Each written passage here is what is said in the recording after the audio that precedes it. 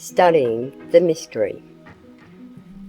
Is there any wonder that Marion Stanlock, after reading letter number 2, was seriously in doubt as to whether number 1 was from the Scouts who had promised another surprise for the Camp Fire girls in the near future? Judge for yourself. Here is number 1. Something doing soon, look out. Something doing soon, look out. Something doing soon, look out. That was all. The second letter read thus: Miss Stanlock, this is to serve you with warning not to take your friends with you to Holly Hill this vacation to work among the poor families of the striking miners. We know that move of yours is inspired by the rankest hypocrisy, that you have no genuine desire to do anything for our starving families. This move of yours, we know, was planned by that villainous father of yours to cloud the big issue of our fight. If you do carry out your plans, some of you are liable to get hurt, and it need not surprise anybody if some of you never get back to Westmoreland alive. Go slow, be careful, look out. Marion was not easily panic-stricken, but it is of the nature of a truism to say that this letter applied the severest test to her nerves. That the writer was in deep earnest, she had no reason to doubt. She had read of so many crimes preceded by threatening letters of this sort that the suggestion did not come to her to regard this one lightly. Although there was no common basis for comparing the handwriting of the two missives, one being lettered in Roman capitals and the other in ordinary script, nevertheless, she quickly dismissed the first suspicion that letter number 1 was written by Clifford Long or some other scout of Spring Lake Academy. Both ended with the words, look out. Plainly, this was a result of carelessness on the part of the writer. Evidently, he had planned to cause her to believe that the two letters were written by different persons, for he had taken the pains of differentiating the superscriptions on the envelopes as well as the contents within. But now the question was, what should she do? It was no more than fair and just for her to inform the girls what they might expect if they attempted to carry out their original plan. But what method should she pursue to convey to them this information? She might go at the matter bluntly and create something of a panic. Then again, she might so handle it that the best possible result could be obtained in a quiet and orderly manner. Marion felt in this crisis that a great responsibility rested on her to handle the problem with all the skill and intelligence at her command. She longed for the counsel of an older and more experienced head, but there was none present except Miss Ladd, the guardian of the fire, to whom she might go with her story.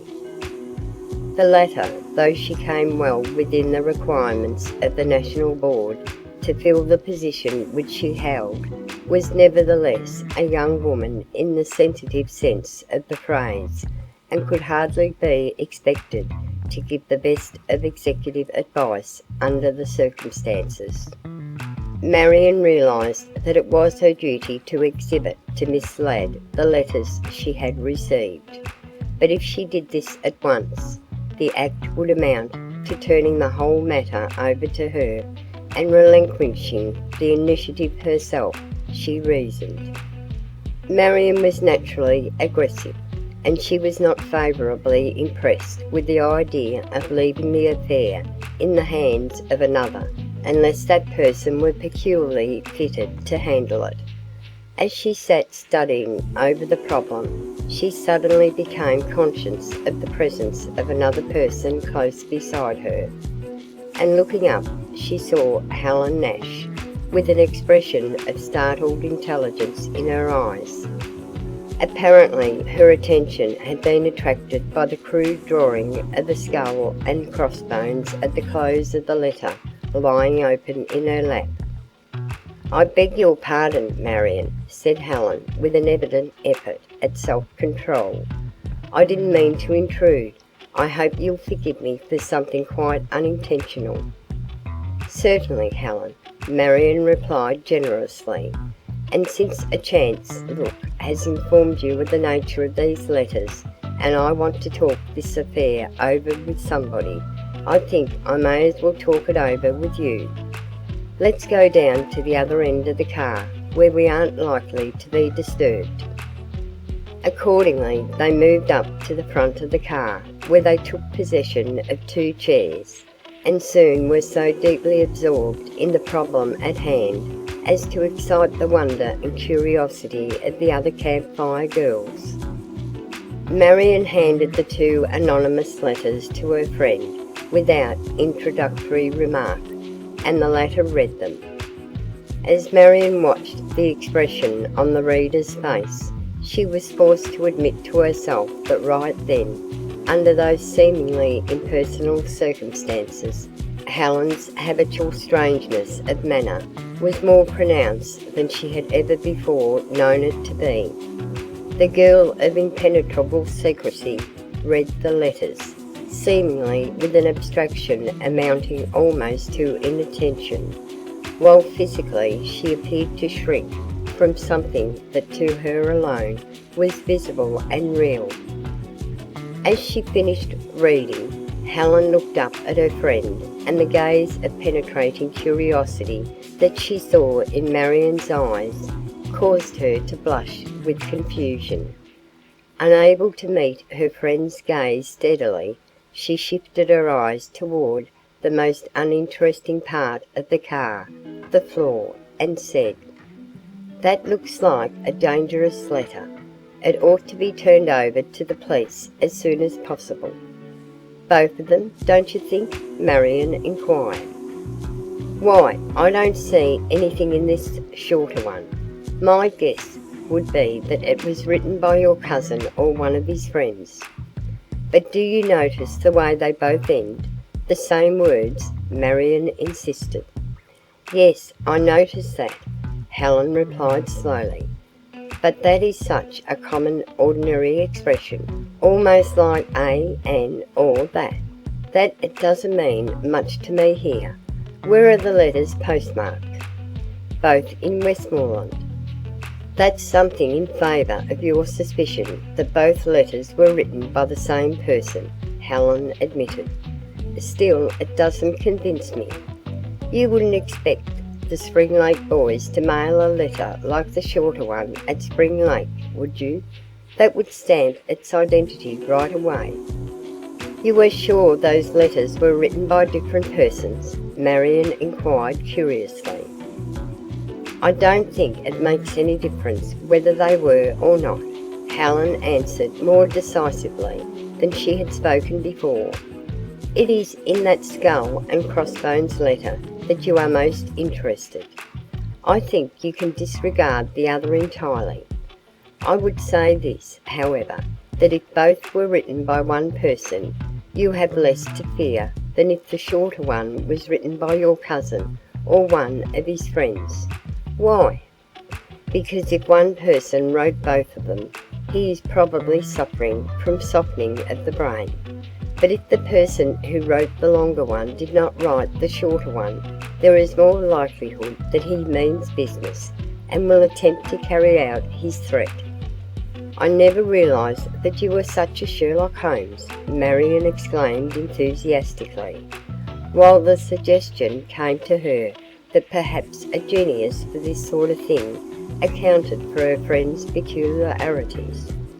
"You ought to be a detective for a department store to catch shoplifters." "Thanks, Marion, for the compliment, but I am not inclined that way. I'd rather do something in this case to keep our vacation plans from ending in trouble." "I was looking for someone who could advise me," Marion said, "and I am now convinced that you are just the person I was looking for. What do you think I ought to do, Helen?" All the girls ought to know about this letter, Helen replied, but you can't go to them and blurt out anything so sensational. We must break the news gently, as they say in melodrama. I wish we hadn't come. So do I, Marion replied, but with just a suggestion of disappointment in her voice. Not that I am afraid of getting hurt, Helen added hastily, realising the suspicion of cowardice that might rest against her. Still, if my advice had been asked, I would have argued against this very dangerous vacation scheme of yours. Why? Inquired Marion in a tone of disappointment. Because of the very situation complained of in that skull and crossbones letter. I hope I don't hurt your feelings, Marion, but it is very natural for some of these rough miners to suspect that your plan was cooked up by your father to pull the wool over their eyes, and to regard you as a tool employed by him to put the scheme into operation. Some of the girls' parents raised the objection that there might be danger in a mining district during a strike, but none of them suggested anything of this sort, Marion remarked with a humble anxiety.